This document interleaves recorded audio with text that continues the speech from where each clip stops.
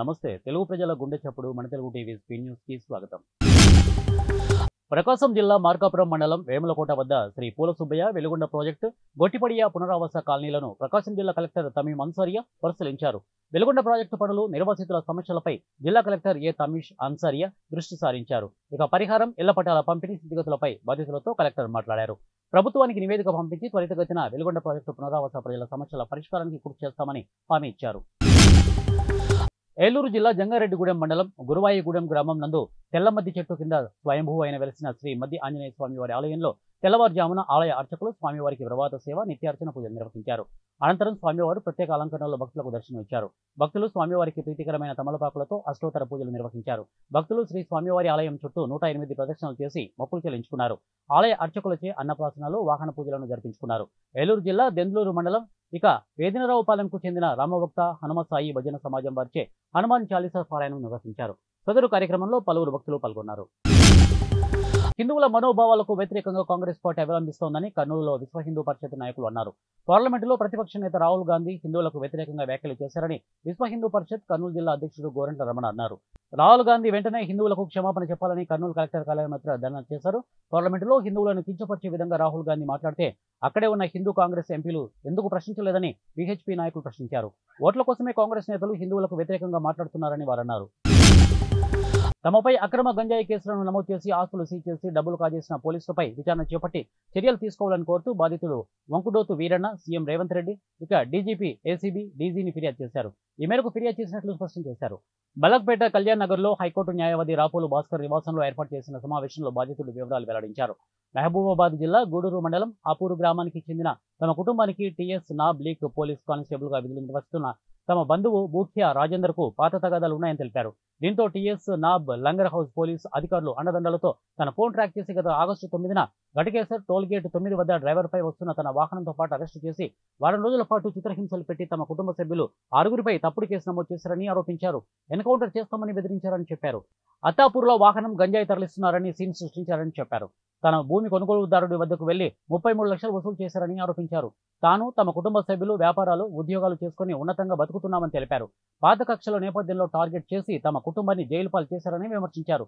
తమ అక్రమ అరెస్ట్ అయిన సమయంలో తమ కుటుంబ సభ్యులు కోర్టులో అబీస్ కార్పస్ పిటిషన్ వేయకుండా నిర్బంధంలో ఉంచారని చెప్పారు. 10 నెలలుగా పోలీసులు వేధింపులు తమ కుటుంబం తీవ్ర మానసిక క్షోభ అనుభవిస్తున్నామని వెల్లడించారు.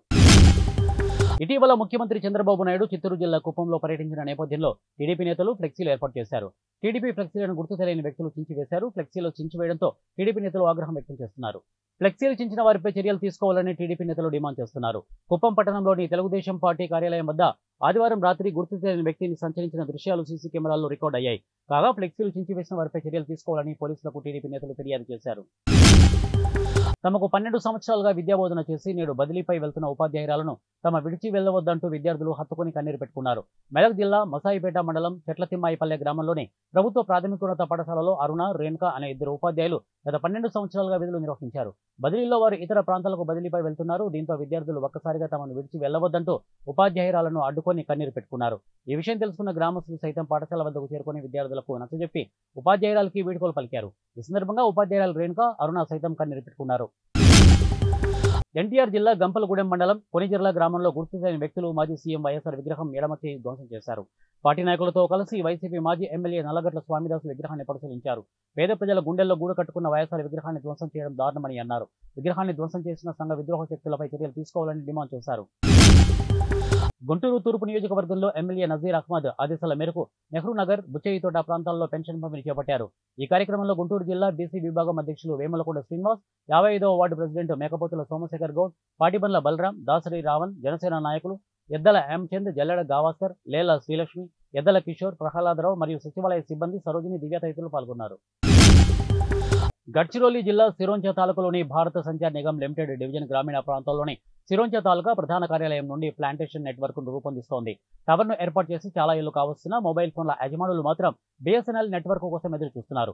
గ్రామీణ ప్రాంతాలకు చెందిన పౌరులు ప్రతిరోజు వివిధ కార్యాలయాల్లో పని కోసం తాలూకా ప్రధాన కార్యాలయానికి వస్తుండగా తాలూకా ప్రధాన కార్యాలయానికి బీఎస్ఎన్ఎల్ నెట్వర్క్ వస్తూ పోతూ ఉండడంతో చాలా మంది పౌరులు తమ కార్యాలయ పనులు చేయడానికి పెద్ద సమస్యగా మారింది. అలాగే తెలంగాణ రాష్ట్రం నుంచి వస్తున్న బీఎస్ఎన్ఎల్ నెట్వర్క్ను వీలైనంత త్వరగా కనెక్ట్ చేయాలి లేదా సిరోంచ వద్ద బీఎస్ఎన్ఎల్ వేరు ఏర్పాటు చేయాలి, నెట్వర్క్ ఫైబర్ పునరుద్ధరణ బృందాన్ని నియమించాలని డిమాండ్ చేసి నేషనలిస్ట్ కాంగ్రెస్ పార్టీ శరత్చంద్ర పవార్ జిల్లా అధ్యక్షుడు అతుల్ గంగర్ పవర్ ఆధ్వర్యంలో జిల్లా ప్రధాన కార్యదర్శి చొక్కింబార్, తాలూకా అధ్యక్షుడు ఫాజిల్ పాషా, ఇక పార్టీ తాలూకా ఉపాధ్యక్షుడు సాగర్ ముల్కలతో పాటు ఇక పదాధికారులు, కార్యకర్తలు నిరవధిక గొలుసుకట్టు నిరాహార దీక్ష చేపట్టారు. చిత్తూరు జిల్లా శాంతిపురం మండలంలోని శివపురం వద్ద ఇంటి నిర్మాణానికి సీఎం చంద్రబాబు స్థలాన్ని కొనుగోలు చేశారు. అది వ్యవసాయ భూమి కావడంతో భూ వినియోగం మార్పిడి, సబ్ డివిజన్ కోసం టీడీపీ నాయకులు దరఖాస్తు చేశారు. దీనికి డిప్యూటీ సర్వేయర్ సద్దాం హుసేన్ 1,80,000 లంచం డిమాండ్ చేశారు. గత నెల కుప్పానికి చంద్రబాబు వచ్చినప్పుడు విషయం వెలుగు చూసింది. లంచం తీసుకోవడం నిజమేనని తేలడంతో సద్దాం హుసేన్ను సస్పెండ్ చేశారు.